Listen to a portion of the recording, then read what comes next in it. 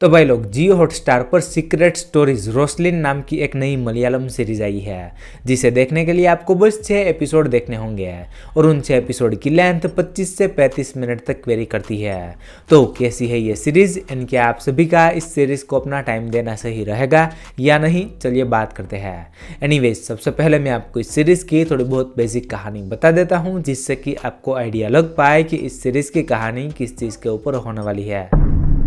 इस सीरीज के अंदर हमें एक फैमिली को दिखाया जाता है जिसमें रोसलिन नाम की लड़की को हर बार एक ही टाइप का सपना आता है, जिसमें सपने में उसे कोई नीली आंखों वाला बंदा मारना चाहता है। अब होता यह है कि उस फैमिली का कोई दूर का रिलेटिव उसके यहाँ पर रहने के लिए आता है और रोसलिन को ऐसा लगता है कि उसके सपने में आने वाला शख्स यही बंदा है। तो अब इसके बाद आगे कहानी में क्या कुछ होता है, ये जानने के लिए आपको इस सीरीज को देखना होगा। वेल, इस सीरीज को लेके मेरे एक्सपीरियंस की बात करूँ तो मेरा टाइम वेस्ट होते होते बच गया। और क्यों बच गया? क्योंकि इसके क्लाइमेक्स को देखकर लास्ट एपिसोड में जो सस्पेंस खुलता है ना, वो मैंने तो गेस नहीं किया था कि ऐसा कुछ देखने मिलने वाला है, और आप भी गेस नहीं कर पाओगे।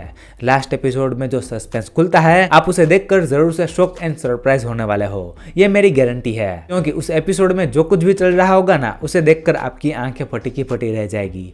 उस एपिसोड के स्टार्टिंग में आपका दिमाग प्रोसेस नहीं कर पाएगा कि ये मैं क्या देख रहा हूँ। तो वो एक एपिसोड देखने में मुझे काफी मजा आया है, और पूरी सीरीज में वही एक बड़ा पॉजिटिव पॉइंट मुझे लगता है। बाकी पूरी सीरीज में यही चलता रहता है कि रोसलिन उसके घर पे आए गेस्ट पर हर समय पर डाउट करती रहती है कि उस आदमी में कुछ तो गड़बड़ है, लेकिन उसके पेरेंट्स को उसकी बात पर यकीन नहीं होता है। तो रोसलिन हर समय पर यह प्रूफ करने की कोशिश करती रहती है कि घर पर जो गेस्ट आया है उसमें कुछ तो गड़बड़ है। और वो सारी चीजें देखने में एक तो सीरीज की पेसिंग स्लो है और हमारी एक्साइटमेंट को बढ़ा दे, ऐसा कुछ इंटरेस्टिंग होते हुए भी नहीं दिखता है। तो जैसा मैंने पहले बताया कि लास्ट एपिसोड में आपको जो मजा आएगा वो बाकी के एपिसोड में नहीं आने वाला है। बात करूं एक्टर की एक्टिंग की, तो सभी की एक्टिंग तो अच्छी है, बट कैरेक्टर डेवलपमेंट वीक देखने मिलती है, जिसके कारण से हम उन कैरेक्टर के साथ इमोशनली कनेक्ट नहीं हो पाते हैं। इसके अलावा सीरीज की प्रोडक्शन वैल्यू भी अच्छी थी। पेरेंटल गाइडेंस की बात करूं तो सीरीज एकदम साफ सुथरी है, और हाँ, इस सीरीज की कहानी को सीजन 1 में खत्म कर दिया जाता है।